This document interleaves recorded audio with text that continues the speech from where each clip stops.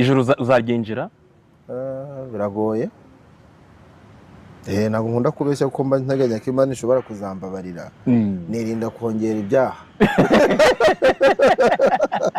ubundi sabe ngo hisha agahinda kawe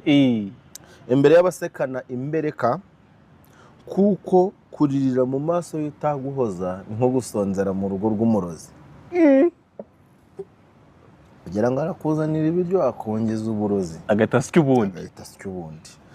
kandi ikindi guharabika izina ry'umuntu ntabwo bimwambura amahirwe n'umugisha bye